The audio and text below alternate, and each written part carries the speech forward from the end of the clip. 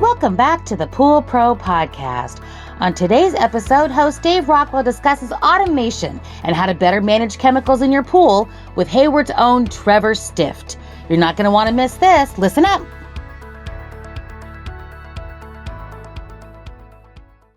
Dave Rockwell here from the Pool Pro Podcast, and we're here to welcome Trevor Stift from Hayward Pool Products. And today we're going to talk a little bit about how we manage the chemicals in our pool. One of the best things I think that came out of this chlorine shortage is that it provides us an opportunity to step back and look at how we're taking care of our pools. And 90% of the pools out there, if they have a pool party on a Saturday afternoon, they use up the chlorine. You've got crappy water quality. We went through a series of podcasts early on in our show, and we asked people in the industry, how likely are you to go into the hotel swimming pool after a hard day on the trade show floor, or you're traveling with your family? And the results were appalling. 80-90% of actual people in our industry will not use our own product. Yeah, there's a misconception about water quality here, where if it looks clean, it's clean.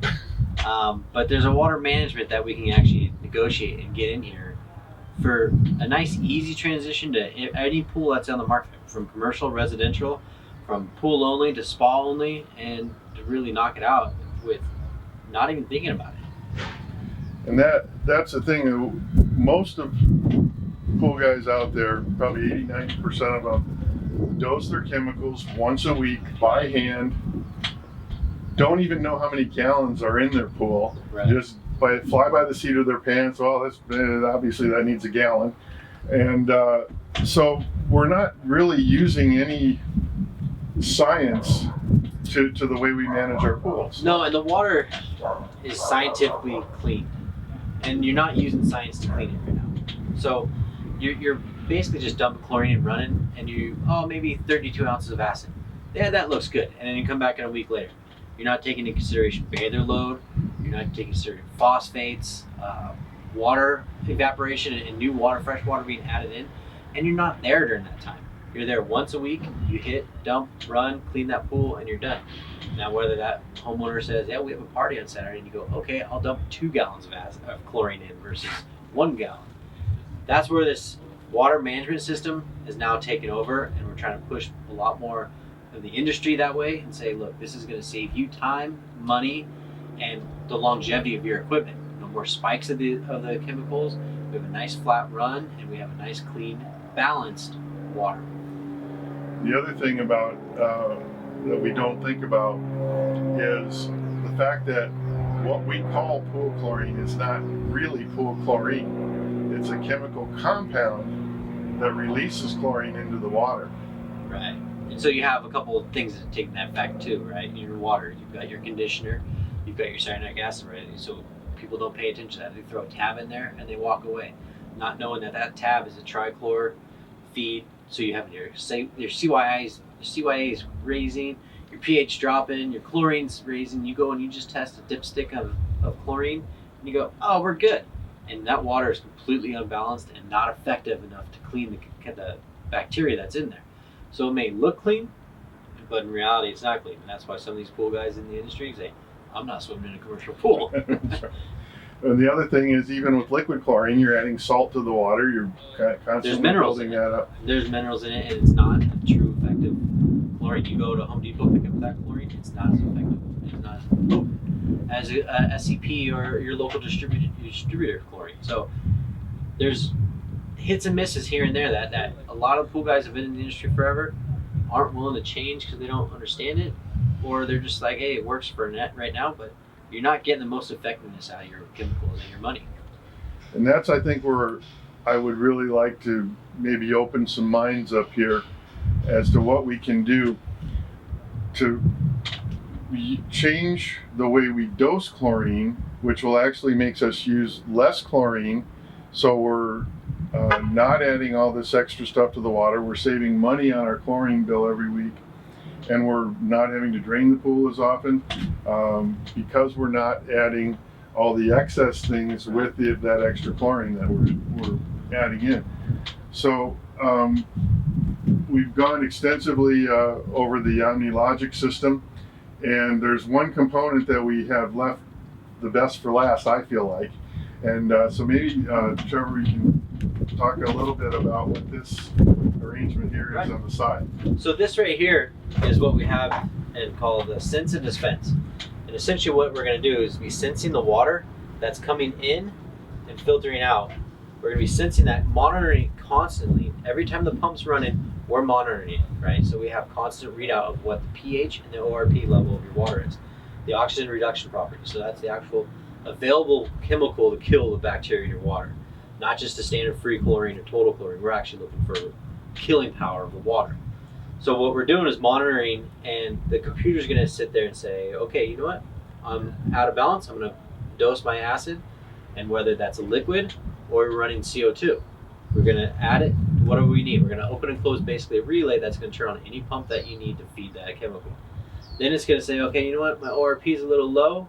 I'm going to go ahead and dose some chlorine in there, or your salt generator. I'm going to turn that on, and I'm only going to run it for an X amount of time because I know that's going to reach my set point. Rather than the chlorinator just saying, hey, I'm going to run for 100% of the time when my pump's running. Now we're going to prolong that life of that chlorinator by only running it when needed, not when on. So what happens now is your water is going to stay in that nice tight balance of effectiveness where your pH is 7.6, 7.4 to 7.6, right in that range. And then your chlorinator is generating to keep you at a 1.030, whatever you need, depending on what you have on that chemical or that water, the pool. You're running in tandem with the UV system, ozone system. You keep that down a little bit longer, a little lower, because you're having that clean water constant effect. And you'll see that your salt system, instead of running 3 years, now you have it 10 years. And you're not cleaning your salt cell constantly because your pH is staying that nice balance. Southern California hard water, you're going to keep that pH at 7.4, and it's going to fight that calcium buildup on your tile line. Pool guys aren't going to be sitting there scrubbing as long, and all you're doing is coming in, filling up the bucket, checking balance, make sure everything's good, and you're out. So now your acid, instead of running through a gallon a week on acid, you're running a 4-to-1 mixture, and that acid's going to take you for a month, right? Your chlorine, you're not dumping a gallon in there. You're running a chlorinator, and that chlorinator is going to last you now.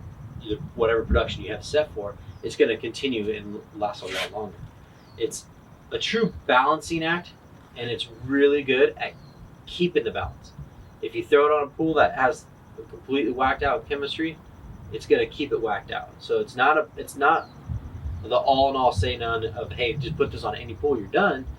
But you balance your pool, put this on, team it up with your Omni, and you're good. And what's nice about the Omni is now it's Wi-Fi and phone app connected. You can go on that app and check and be like, hey, the homeowner gives you permission to access it. You look at it and be like, I'm good. Like, we're good on chemicals. I know what I need to bring. Or it'll pop up and say, hey, we have an alarm. We fed for too long. It didn't reach our set point. Meaning the tank's low or there's something else going on. Or we'll even get a no flow issue. Hey, there's something going on where there's air in the line or something. So it's more of a cautious pool system where it's going to actually monitor and dose upon needed rather than you going in and going, you know what, there might be 20 people in that pool this weekend, I'm going to dose high. And then you have the spike, right? It's going to monitor, and when those 20 people jump in and that chlorine dips out, it's going to go up, let's go, and start feeding back up to get you to that set point rather than going way high, way low, way high, and you have this spiky wave. You're going to have a nice flat curve, and it's going to be nice and smooth, and your water chemistry is going to be perfect for you. So, and that's one of the greatest things too, is that these systems help reduce the chlorine buildup in the pool. There was a survey done back in the 90s of people what their dominant memory of summertime was. And like the second or third most popular response was the smell of chlorine in a pool. Right. Now, is that a good thing or a bad thing? No, that's a bad thing. You're smelling the chlorine. You got a little too much chlorine backed up and blocked. And so what's happening is your sweats, unfortunately your urine, the kids in there, the dogs in there. Dogs are the worst for the pool. So you have all this stuff in there that's bound up all that chlorine, and you have the chloramines, and that's what you're smelling. And unfortunately, what the pool guys do is they just shock the pool. They throw a non-chlorine shock in there, and they'll get it done. What you do is you team up this system with a UV ozone system, and that UV ozone system is constantly breaking up those molecules and demolishing them, and it's taking that out of the equation. You'll see that a lot when you go to an indoor pool and the swim schools and stuff. You smell that chlorine. You run one of these systems, actual teamed up sense dispense with the UVO3 system, that chloramine smell is gone, and so you'll never have that red eye burning, sensations like that. And so what you have is on a residential pool, for someone that's looking at it and going, well, you know, I only have a pool or a spa, it's not a big deal. It is. These things will maintain your levels and maintain that killing power for you, rather than spikes and waves, and you're not guessing. Like we were saying, to save, like right now with chemicals being where they're at, you're guessing on 2 gallons, you're throwing away money when you only needed half a gallon because no one swam that week. Right. So you come back one week, it's 3.0, you go, okay, I'm good, I'll put like half a gallon to maintain that 3.0. Well, 10 people jumped in, and now you're at 0. Well, then you go, all right, well, they're going to be 10 people again, I'm going to do 3 gallons. Well, now no one swam that week, so you're at a 5 the next week. And then your customers are complaining, hey, you know what, I went in the spa, my skin was a little itchy. All right, yeah, I dosed it high because I thought you were going to go in. Well, this takes that guess out of there. I don't care who or how many people jump in that pool or a dog, I'm going to fight that chlorine level and bring it back up for you by myself on this thing. As long as you have your dose time set, and as long as you have a large enough tank to hold a week's worth of chlorine, yeah, the pool, in my way of thinking, is virtually bulletproof. Yeah, it really takes the guesswork out of the equation, and I mean, you're going to see your tile last longer. You're going to see the calcium buildup not be as quick. You're going to see your equipment last longer because you're not having those heavy doses. Your heater life is longer, and your service time is quicker. So you come in, you have say a 5 to 15 gallon tank of chlorine, and you have your 15 gallon tank of acid mix or your CO2 tank. You run in there, check, done, I'm out. You know the chemicals are solid. So maybe walk us through the equipment here, what we're looking at. This is the sample chamber, and these are the probes that sense the water.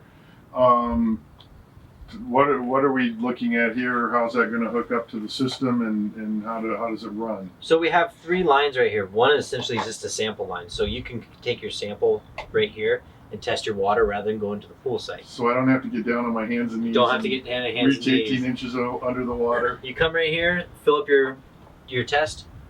And you actually want to do that because you're measuring the same water that the system is. Exactly. And what you're doing is this line is going to be teed into your plumbing, both these back lines. So one's going to be your effluent and one's going to be the influent.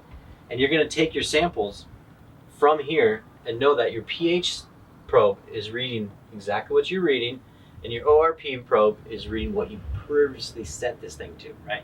Okay. So let's talk about ORP just a little bit. We briefly went over it, but ORP is a reading in millivolts. Most of us use a test kit and we measure parts per million of chlorine. Now, ORP is not telling us how much chlorine is in the water. No, it's not a direct translation from, okay, if I have 650 millivolts of my ORP readout, it doesn't specifically say that it's X amount of ppm in the water. Okay, so 650 millivolts is the national recommended safe drinking water for swimming pools. But I can have a pool in this backyard that's reading 700, and that's my 3.0 reading, and the neighbor right next door is a 760 but a 3.0 reading. So when you set these units up, you dial in your pool, start them up, let them run, and then you'll actually get the reading, and that's your set point. Right. So the biggest mistake people have is they just throw it on there and say, okay, we're good to go. I had it 3.0, but your pH was 8.0. So it's going to realize that if your pH is high and my ORP set point's here, it's actually not a correct set point because your pH actually affects the ORP. Exactly. So your pH is unbalanced, your ORP is not going to be balanced, and you're going to constantly fight in that system back and forth. Balance your water, start up your unit, and it maintains perfectly. So then this is giving information to. So this is going to talk to this back unit back here, which will give it an algorithm. The back here, the probes actually plug into. And then this is going to give it an algorithm based to the unit that's going to say, you know what, my reading's this, and my set point's this. I'm going to feed for X amount of time to reach that set point. So this unit's going to take over and control it all, and you'll see the readouts of it right on hand, and you'll be able to take it out and take a look at it in your chlorinator, 650 millivolts, whatever you have set to, and you can actually have your pH come in here and set your pH and dose to what you need.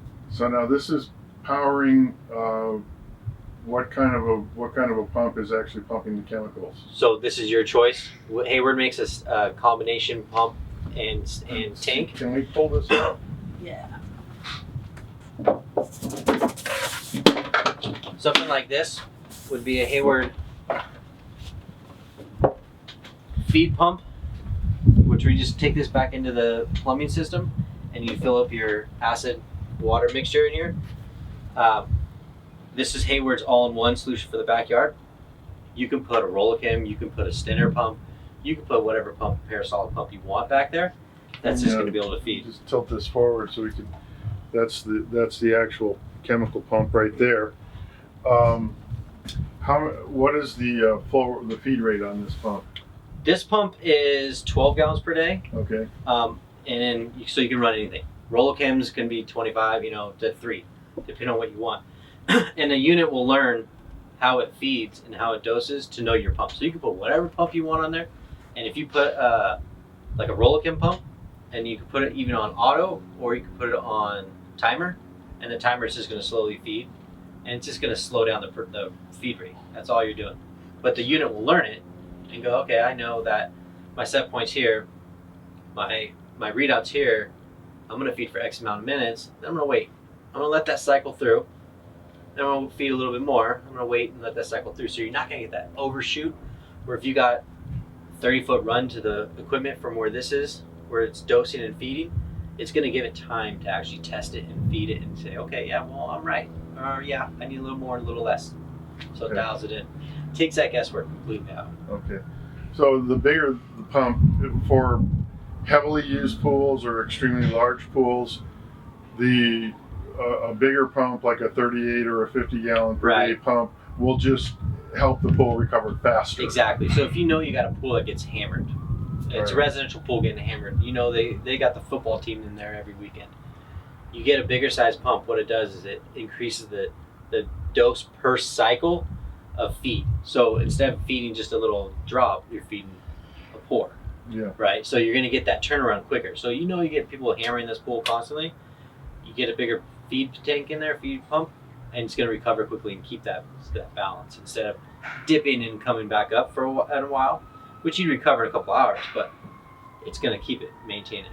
So don't freak out if somebody tries to sell you a 50 gallon per day pump. It's not that you're going to pump 50 gallons a day into your pool. No, it's capable of doing that, but you're not going to pump 50 gallons per day in the pool. If you do that, there's something else going on. That's true. A new voice in the industry, a resource for all, education for you. This is Pool Pro Podcast. Build relationships and share important news as we get ready for our next backyard adventure. Pool Pro Podcast. Backyard adventures are better together. Please take a moment to share, like, and review our content with all of those that would be interested.